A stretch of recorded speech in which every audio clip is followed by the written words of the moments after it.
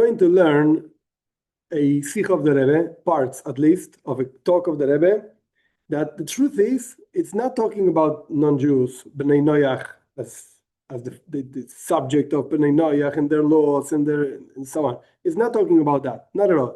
But humbly, I think it's very, very applicable, very, very current, so to speak, and we can use this to understand a little bit better the mission for B'nei Noach, what's expected of them.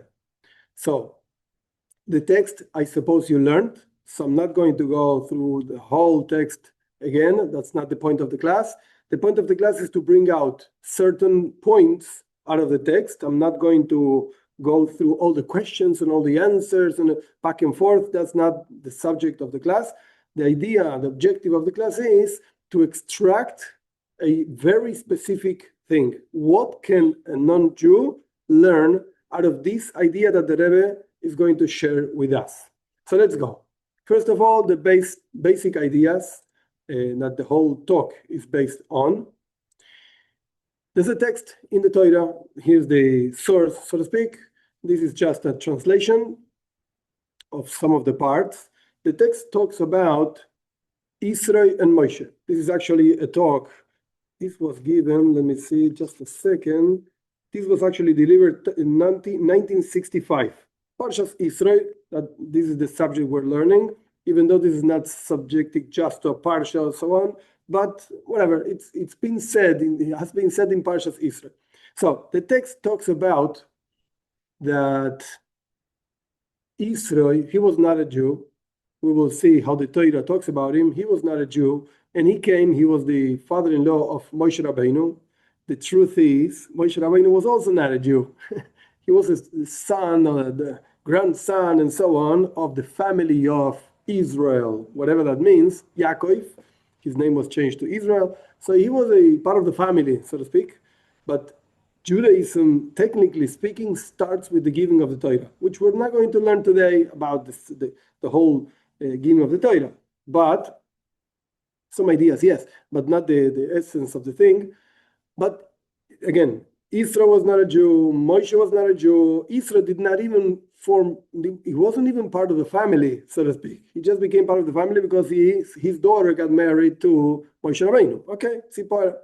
Very good. So Yitro came up to the desert where Moshe was over there with the Jews before the giving of the Torah. And why did he come? Because he heard that God made so many miracles and wonders for the Jews in Egypt, outside of Egypt, and so on.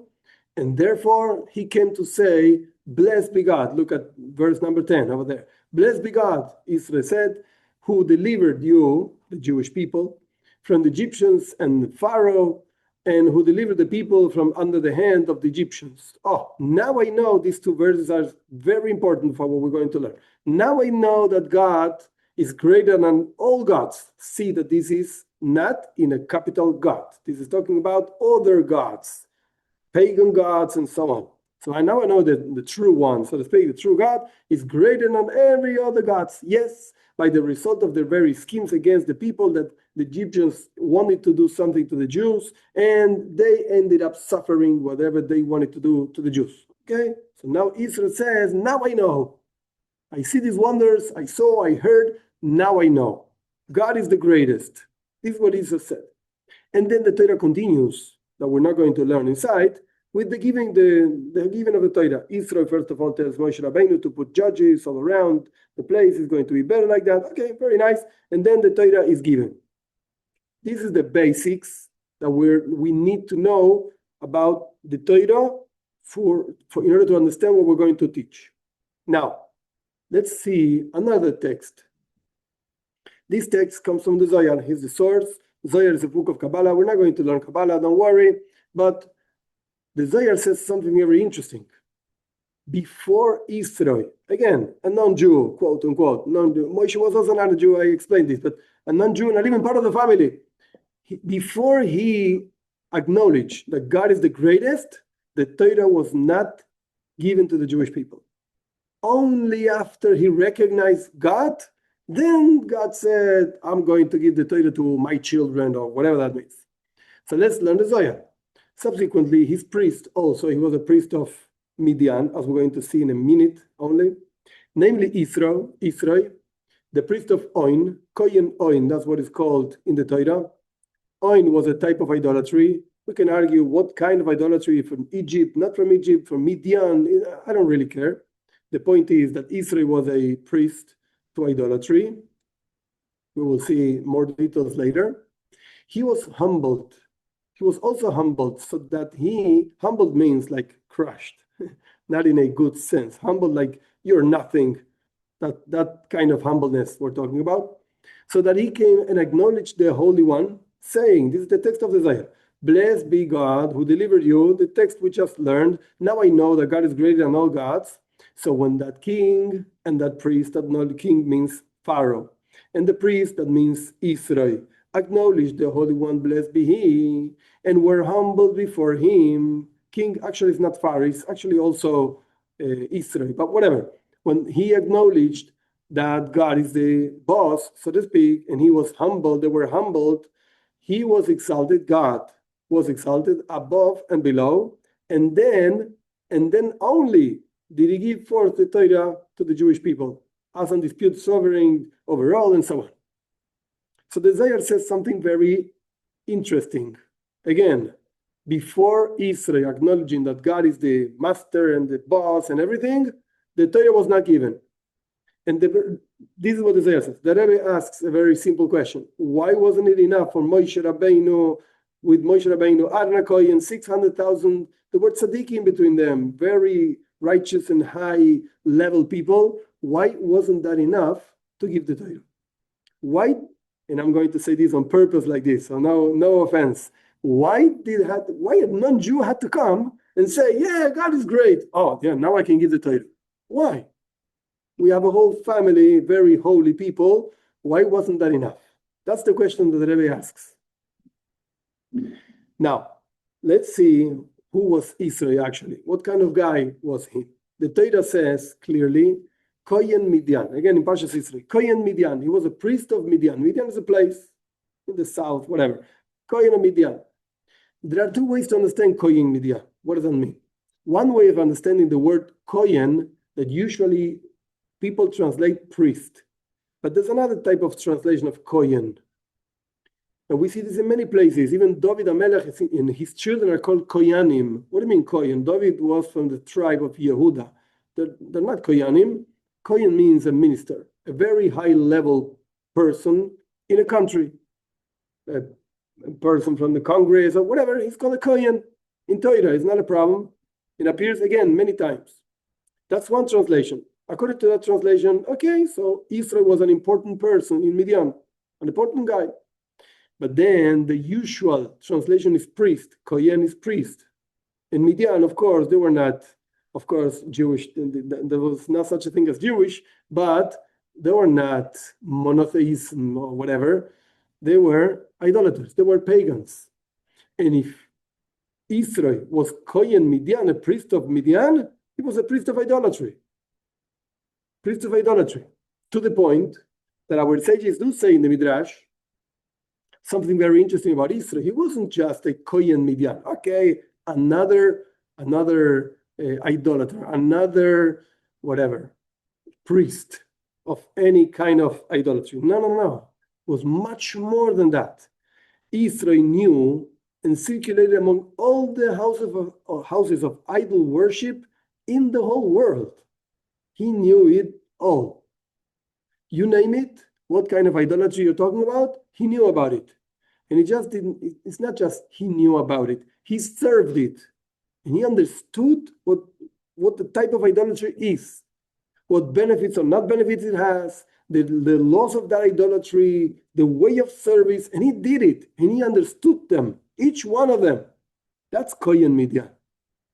That's who Israel actually was. And then he came to the desert to Moshe Rabbeinu to convert.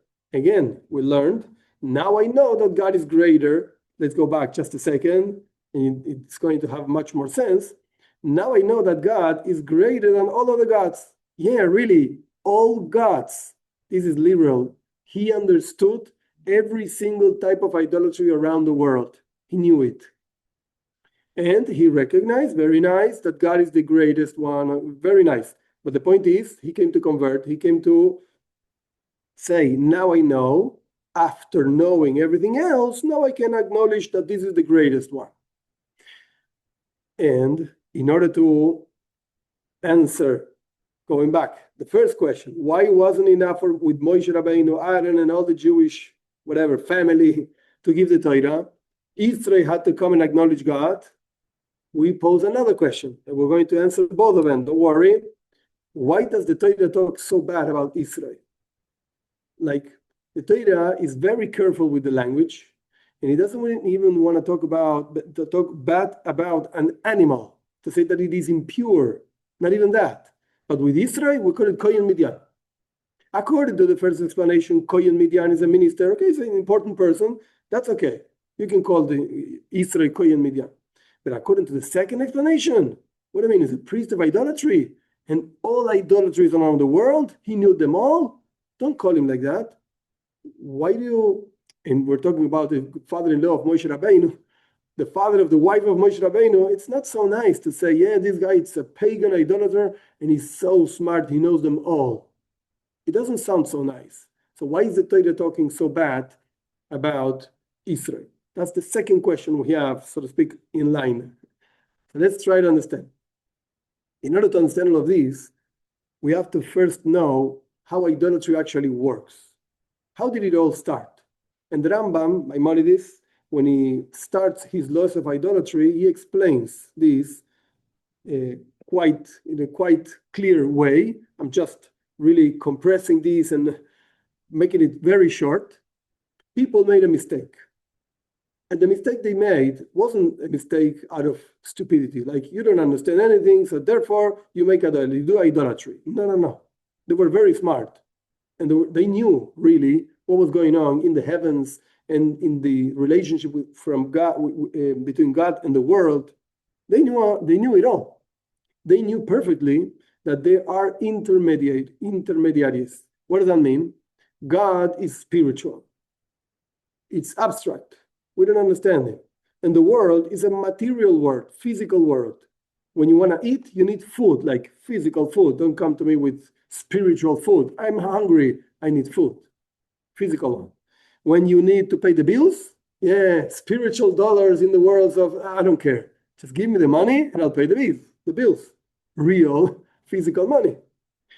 So how do you come from a very spiritual and abstract thing, God, to a very material, real, so to speak, world that we live in?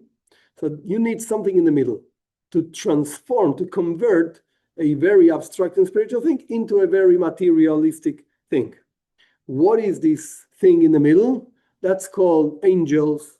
That's called constellations, stars, sun, moon. That doesn't mean that the sun itself, like a big ball of helium or fire or whatever it is doing something. Now, there's an angel behind that, making the sun actually work the way it works.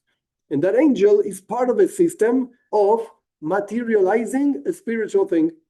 It's a very long and complex system of infinite number of angels. But the point is that there is a system. There is a system. Between parentheses, it's not the subject of today's class, but I think it's interesting to mention. Our sages say that the angels are called intestines. The inner parts of the stomach and all of that. And of course, any person that knows and understands a little bit, at least, you don't have to be a doctor for this, to understand how the body works. You eat food and it gets digested and something else comes out. The things you don't want, things the body doesn't need, just come out. Okay, so these levels of angels, again, we're talking about thousands and thousands and maybe infinite levels of angels. One angel digests godly, quote unquote, food, energy, and the coming out of that angel is the food of the next angel. And then coming out of the next angel is the food of the next angel. And it goes down like a chain, like a standing chain. one level after one level after one level, and so on, until it comes to us. And you know what? You know what? This is what our sages say. The pleasures, material pleasures of this world are really the excrement of the angels. The worst of the worst that they say, get out of here. We don't need this. What comes out of the body and so on after eating, that's what we receive over here and say, oh, what a pleasurable thing. Whatever pleasure you think it is or you feel it is, it doesn't really matter. That's what it is. Excrement of angels. Shemarei ha'oifanim. This is the way it's actually expressed in the Talmud. Okay, so closing parentheses. That's not the subject for today. It's just a perspective of what's really the pleasures of the world. What are they? Okay, coming back to this that we're trying to understand how idolatry actually started. Idolatry started by people who understood. You can read the text by yourself. I'm not going to read it, but people understood perfectly this whole system that I just described, a little bit of it. They understood of it, everything. They understood the angels. They understood each part of it, what the sun is, how it works, what the moon is, and how it works with constellations and so on. They got it all. And they saw God. They understood something of God on top of all this system. And they said, because God gave honor and greatness to these creatures, the angels, and again, the sun, the moon, and the stars, and so on, it is appropriate for us to give honor to these creatures also, because God gave honor to them. And furthermore, it is the will of God. He is happy, God is happy when we give honor to these creatures. Because just as a king of flesh and blood, when somebody honors the ministers of the king who actually represent the king is also happy. Because after all, they're honoring the king also. They're not honoring the ministers because they are great people, not because they are the ministers of the king. And therefore, honor for the ministers is honor for the king. That's what they thought. And then, as time went on, this is what the Rambam explains at the beginning of his laws of idolatry, they forgot about God. The first stage is they knew about God, they understood, but the ministers are also over there, and you have to give them honor. But then, in a later stage, they forgot about God. And they just started serving the ministers. Not because they were the ministers of, the angels of, no. Just because they are God, so to speak. And those are all the gods that even Israel understood and served. Now, coming back to Israel. Again, he understood, he was one of those guys that served so many different types of idolatry. Why? Because he was a fool? No, he wasn't a fool. On the contrary, the other way around, on the other extreme, he was so smart, so intelligent, such a deep wisdom that he understood every single intermediary between God and the world, each one of them. And he knew exactly how to tap, so to speak, to them, how to touch them, how to serve them, how to talk to them, how to extract benefit from them, and so on. He knew it all, each one of them. In the words of Hasidus, Kabbalah, whatever, he understood the Seder Ishtalshelus. What does it mean, Seder Ishtalshelus? Shalsheles in Hebrew means a chain. So as I explained before, there is actually a chain of levels, one level after another level, that the purpose of this chain is to produce a world, a material world that we can live on, and we can bring down godliness into this world. Okay, that's very nice. That's the purpose of creation, and we're going to talk about it later a little bit. But this Seder Ishtalshelus, this whole order of a chain, Israel knew each one of the single levels over there. If a person was to, we're not going to do that, of course, but if a person was to go and learn Kisvei Arizal, the writings of the Arizal, actually Arizal didn't write anything, his students wrote for him, he goes into such a very long, detailed expression of all these levels. And he talks about each one of them, the connections between each one of them. Okay, so Israel understood all of this. Just to put it in a humorous note, he knew Kabbalah very well. Really, very well. Even though he was not a Jew and so on, but he knew it much better than me, definitely. He understood each single level around that. And that's what it means that Yitro was a Kohen Midian. We're not talking bad about Israel. That's a pagan, idolater, get out of here. No. We're saying this guy, he really knows. He really knows it all. Now, after all of that, even though he understood everything, he still said, wait a second, Torah, God is the best, is the greatest. What happened over there? What was going on within Israel himself? What was he accomplishing by, again, understanding every single type of idolatry around the world and still leaving all of that and saying, God is greater. I'm going to convert to Judaism or whatever Israel did. What did he accomplish? So in order to understand his accomplishment, we have to understand one verse in Koheles. I think it's called Ecclesiastes or whatever that means. I don't know. Shlomo Melech says like this: I found that wisdom is superior to folly, as light is superior to darkness. The truth is, Shlomo Melech, King Solomon, he was the wisest person in the face of the earth. Now, question yourself a very simple question. Do you need a wise, really the wisest person in the world to understand that light is better than darkness? I think it's so simple and so obvious. Yeah, a dark room, I don't see anything. Turn on the light and you'll see. You don't need to be smart for that. You need to be Shlomo Melech. So what is he saying over here? Wisdom is superior to folly. Really? You're a very wise guy. It's better to be wise than to be stupid, of course. And it's better light than darkness, of course. What is he saying over here? He's saying something much, much deeper than just what it seems to be saying. What he's saying is, one thing is light and wisdom. Same thing. Light and wisdom, they go hand by hand. And also folly and darkness. It's the same. Let's call them the same thing, whatever. For our purpose, it's the same thing. One thing is light, one thing is wisdom. And that's very good, and that's very nice. But you know what?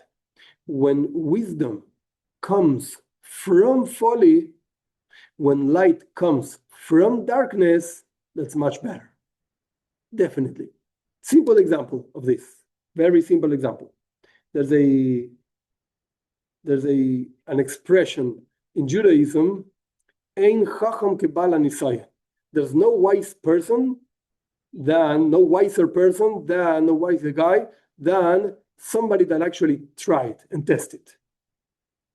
He had a challenge and he passed the challenge. He is wisest than a person that just has the tools to pass the challenge, but he didn't actually face the challenge yet. Suppose a doctor. So the guy understood, he went to the university, he learned, he has good notes, good grades and everything, but he never touched a sick person at all. Never saw a sick person. He knows all the books. His mind is bright mind. He learned all the books. He read everything. He's the wisest student in the whole university, but he never touched a sick person. Never saw a sick person, just the books and books. Would you go treat yourself with such a doctor? I wouldn't go. Not at all. But he knows all the books, yeah. But he doesn't know what a person actually is, how to treat a sick person. He doesn't know. On the other hand, not such a wise doctor, but whatever. He went through the university and he finished and he did all the things that he had to do. And he already has experience seeing sick people. But he's not the wisest doctor in the world, but he has already experience. I would go to that doctor. Why? Because all the books will not teach you what experience can actually teach you. Not at all. And this is what it means. This is like this one explanation of what it means. The light that comes from darkness, the wisdom that comes from folly, from trying, from being there, from actually being in front of the challenge. There's another idea, a little bit deeper, a little bit more complex, and this is actually what the Rebbe is talking about, even though the Rebbe doesn't mention this idea in the talk, but the idea is like this. how do you actually, this is brought down in the books. I know it's going to sound strange, but whatever. How do you actually remember a law in Torah? You learn halacha, you learn laws for Jews, for non-Jews, who cares? Whatever, you learn law. But you're not going to remember the law, that's what it's written. You're not going to remember the law until you stumble with the law. What does it mean you stumble with the law? You make a mistake. When you make a mistake and somebody asks you, Rabbi, what's the law in such and such case? And you, whatever, said, this is the law. And then you found out you said wrong. It's wrong. You pick up the book and you look, oops, I said wrong. And you call the guy, yeah, I'm sorry, I made a mistake. Yeah, but sometimes no way to fix it. That's it. The guy already did whatever he did, or that's it. Nothing to fix over here. Okay, I'm sorry, I made a mistake. That law, you'll never forget. Believe me, you'll never forget. Next time that somebody asks you, Rabbi, what's the law in that such a case? You'll say, I checked the book. The law is this. I'm sure about it. How are you so sure? Because I already made a mistake on this one. I'll never forget that. Okay, so that's what the Rebbe actually is talking about over here. When wisdom comes from folly, when light comes from darkness, that means you transform the darkness into light. That's a much powerful light than just light, than just learning all the books. The doctor learns all the books. Yeah, but this other doctor already touched some patient, and the patient said, okay, I learned that hurts. I'm sorry. It wasn't my intention, but whatever. I'm sorry, I'm not touching anymore. It's okay, you learned already. And the other one knows all the books, and he's going to touch and it's going to hurt because he doesn't have the experience. He didn't make the mistake of touching where he didn't have to touch, and it hurt. And this is what actually happened with Israel. He understood, again, we're talking good about Israel. He was Kohen Midian. He was the priest of Midian. He knew every single idolatry around the world. And he still left all of that and he served God. But the truth is, he didn't quote unquote leave all of that. What I mean is he didn't continue being an idolater, don't misunderstand me. He left idolatry, but he didn't leave the knowledge. The knowledge of all the bad things he knew, he actually took it and literally added it into holiness. He used all his previous knowledge and actually used it to serve God in his conversion or whatever he did when he did it. There in the desert, in the giving of the Torah, I don't know, and I don't really care. It's not the subject for today. But Israel had this idea, this capacity of taking wisdom out of folly. Folly means the idolatry in this case of Israel. But he transformed this folly into wisdom. The darkness of idolatry, he transformed it into light. And the truth is, I should have put this in the bottom instead of up here, but the truth is, that's the whole purpose of Torah. That's what the Torah was given. Let's learn it. Before giving of the Torah, our sages say, the Midrashim bring down, our sages say that there was a separation between the heavens, spirituality, and this world, to the point that this is a famous subject and idea regarding idolatry. The ancient idolaters, not today's not so much like that, but the ancient idolaters used to say, Ozav Hashem es haaretz, God left the world. God is too holy, too high to manage and deal with our like small things, small world. So he left. And he put the stars and constellations, idolatry, in charge of the world. That's what the ancient idolaters used to say. Why? Because actually there was a time where there was a separation. Not that God left the world, God forbid, he never did that, and he will never do that because he promised, and so on. But there was a separation. Spirituality did not mix with materiality. And we know, and we learned in other classes also, definitely, the story of Yaakov. Yaakov Avinu, our sages bring in the Zohar, that he fulfilled mitzvahs, commandments, even though they were not given yet, by doing certain activities that have no connection to today's, so to speak, commandments after the giving of the Torah. And after fulfilling the commandments, the way he did it, he just threw away to the garbage the objects with which he actually fulfilled the commandments. Without going into the details, tefillin, it doesn't really matter right now. The point is that this world got not influenced, so to speak, imbued with kedusha, with sanctity. Why? Again, because before the giving of Torah, there was a disconnection, complete disconnection between spirituality and materiality. When God gives the Torah, he comes down in Mount Sinai and he tells Moshe Rabbeinu to go up into Mount Sinai. That means spirituality came down from above to below, and the materiality went up from below to above, and there was a meeting, so to speak. In the words of our sages, God annulled, destroyed this separation, this disconnection, and allowed spirituality to actually be injected into the material world, to the point that nowadays, when we fulfill a mitzvah with a specific material object, this object becomes a holy object, because now has a kedusha, has a sanctity on it. Sometimes we see it, sometimes we don't see it, which is a different subject. But that's the whole purpose of the giving of the Torah. So let's go back a little bit, and we'll move on in a second. So what's the purpose of Torah? To actually fill a material world that seems to be disconnected from God, fill it with godliness. And this is actually what Yitro did. By taking all his knowledge, he transformed, filled all his knowledge with kedusha, with sanctity. Now, having said all of this, there's still a little bit of a problem over here. We didn't finish answering all the questions.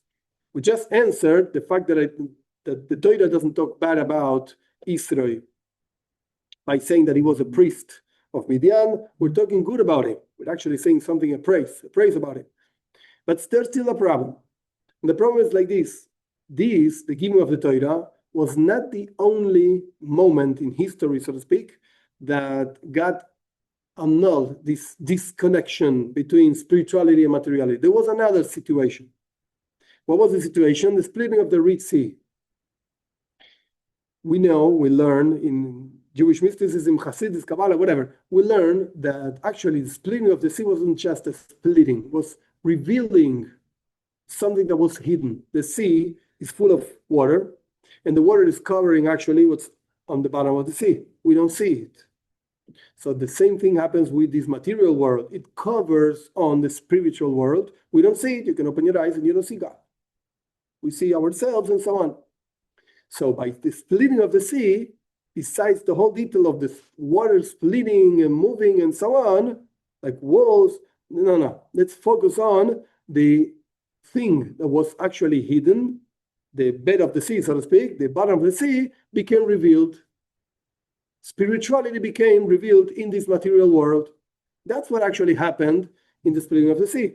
So why isn't enough with this to actually generate the same thing as the giving of Torah generated? In other words, why was it necessary to give the Torah if such a process of revealing that which was hidden, bringing spirituality in the material world, was already done by the splitting of the sea?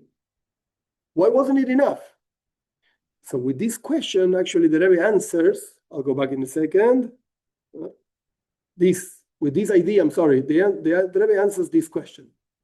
Why wasn't it enough with Moshe, Aaron, all the Jews, holy people, to actually give the Torah? And again, now we're standing over here. Why wasn't, same question, but in a different words, why wasn't enough with the splitting of the sea, and we needed to give the Torah and so on? Why? And the answer is very simple. Because by the splitting of the sea, something very interesting happened.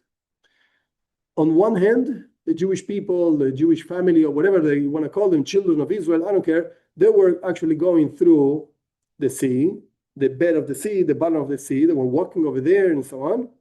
But the Egyptians were dying. There wasn't a refinement of the Egyptians. There wasn't an elevation of the Egyptians. On the contrary, they were killed. So that means that the holiness revealed in the moment of the splitting of the sea was a very interesting holiness, but it didn't permeate, so to speak. It didn't go as down as to transform the Egyptians from a bad thing into a good thing. No. The sea killed them. That's it. To the point that the angels complain actually to God, why do you kill the Egyptians and you save the Jews? They're all idolaters over here. The Jews weren't so tzaddikim, so righteous people at that time. But the point is that the Egyptians were completely destroyed by the splitting of the sea. In our context means, again, that the holiness getting revealed at that particular time did not change the Egyptians. No. But by the giving of Torah, yes. The giving of Torah accomplished something much more deeper, much deeper. What's the purpose of the giving of the Torah?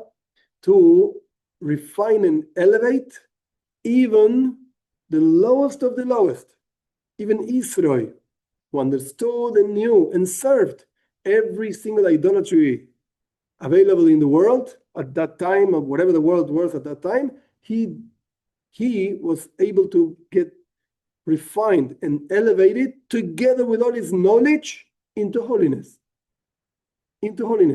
which that is actually the whole purpose of the giving of the Torah. It's not that it should remain in a holy place. Let's call it, let me say this in a different way. At least what I'm going to say is what the Rebbe taught us. There are other perspectives, yes, definitely. So whatever, if you have a question, you have to ask them, not me. The Rebbe taught us like this. The purpose of Torah is not to remain in Mea Shearim, a very interesting neighborhood in Yerushalayim, in Bnei Brak, over there, and be a Jew, and I don't care about the world. Let them all die. Jews, non-Jews, the non-religious Jews, the non-Jews, who cares? I don't care. I live in my 4x4 house, whatever. I live in my place, my walls, and I'm happy over here, Torah and godliness and prayer and everything like that. I don't need to affect the world. I don't need to change anything anywhere. Maybe within myself, I have to refine myself, very nice. But the rest of the world, who cares? The Rebbe taught us different. That's not the purpose of Torah. No. Purpose of Torah is that it should permeate and fill every single corner of the world.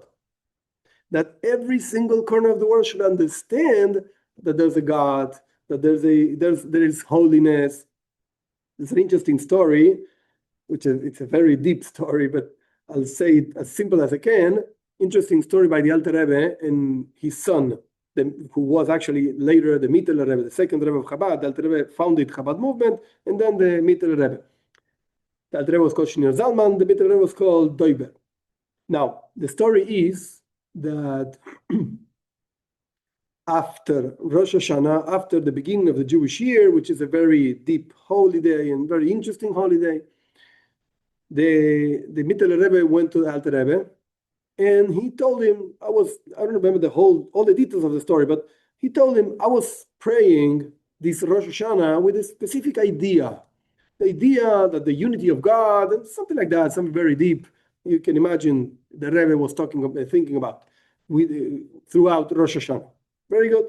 And the son asked the father, where were you praying with? And the Alter Rebbe answered, I was praying with my shtender. Shtender is the piece of wood that you use to put your book, standing, and you put the book, and you can read the book without having to hold it in your hands. I was praying with my shtender. That's what the Alter Rebbe said. That's the story. So we need to understand this story a little bit better. Wait a second. Is it a joke? Like the son came to the father, I'm praying with a very deep understanding of godliness, and you're praying with a piece of wood? What are you talking about? What were you thinking about? My question is not where were you putting your book? What was holding your book? What were you thinking about? And the idea behind the story is the mind, so to speak, of the Alter Rebbe was so deep that he was explaining, just as it sounds, he was explaining to a piece of wood that there's a God. We say in the prayers of Rosh Hashanah, Yeda kol poul katafe altoy. The translation would be something like any creature should know that you, God, created them. Everything should know. And not just like human beings, okay, creatures, human beings, who can understand? A dog can understand. Dogs don't understand anything. A human being, no. The Rebbe was talking to a piece of wood. You should also understand and recognize that God created you. That was the deepness of the thinking of the Rebbe in Rosh Hashanah.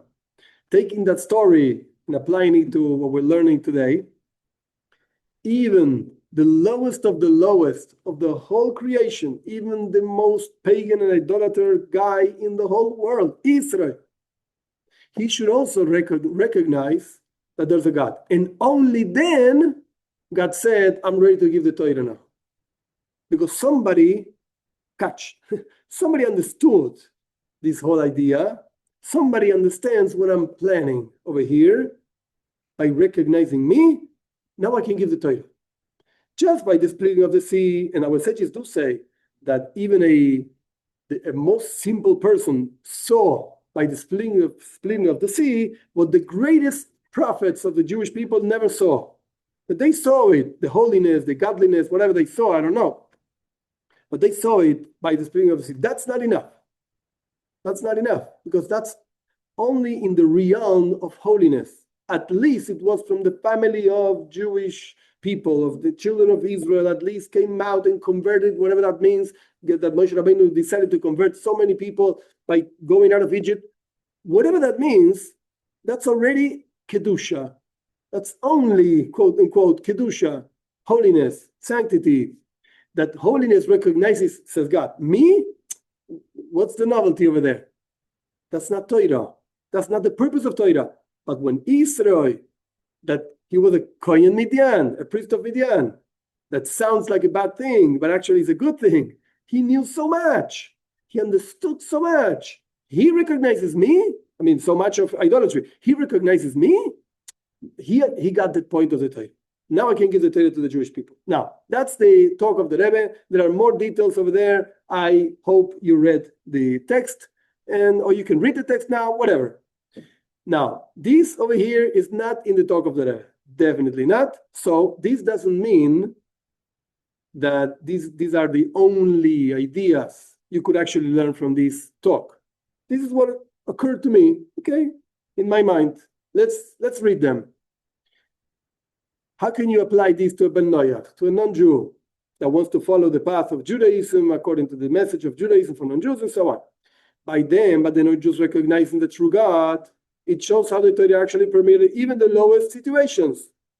Because most of non-Jews, most of Bnei Noach, not all of them, but most of them, come from a different religion, let's call it like that. Whatever that religion was. They come from something. Some people are atheists and then they become whatever, Bnei Noach.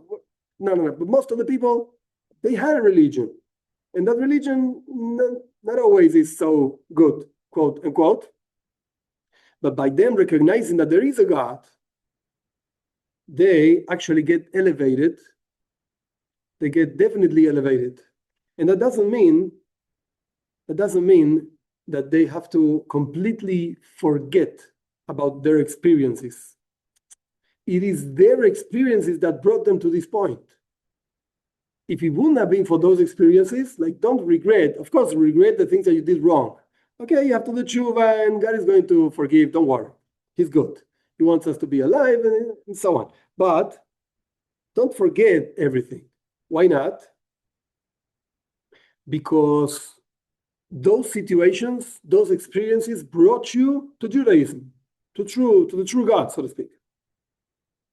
And that shows that even in the lowest place, there's godliness also over there. You have the power, so to speak, the capacity of connecting to godliness over there. By sharing this knowledge, who you were, in which situation you were, and so on, that can help other people also. That can help somebody else. And that adds, this is the words of the Rebbe, literally by Israel, that adds into holiness.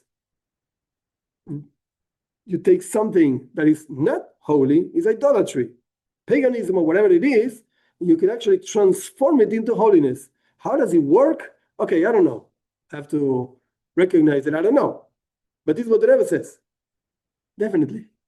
Maybe one possible explanation is, I always give the same example because it's so easy and so simple. A person that lives in a city that has a sea, you can go to the shore and see the sea and watch whatever, go to the beach and so on. You're not desperate to go to the beach because you see it every day. But a person that lives, in our modern cities, it's just cement and more bricks and so on, and you're desperate to go to the sea. You want to see the sea, it's nice, it's beautiful. Exactly the same thing happens with enthusiasm that a non-Jew, and this also applies to Jews, that a non-Jew can have by leaving idolatry and discovering godliness, discovering Judaism for non-Jews and so on. The enthusiasm with which they live is much greater than the enthusiasm that many religious Jews have even today. Definitely. And again, there's no need to abandon what you were before, what the knowledge you had before. On the contrary, use your knowledge to serve God. Use your knowledge to serve God. A very simple example, I see it in myself. I worked in computers, I worked in electronics, whatever. So I use that knowledge in order to apply it to serving God. Definitely. So this is something we can learn out of Yitro, definitely. Now, of course, each one of us is not Yitro. Each one of us learns lessons out of Yitro. And the fact, and the Rebbe mentioned this so many times, the fact that we hear that there's such a lesson that we can learn from such a person, that itself gives us the proof that up to a certain point, that lesson definitely applies to us also, to not to abandon who we are, who we were, and so on, but to use that and transform it from folly into wisdom, from darkness into holiness.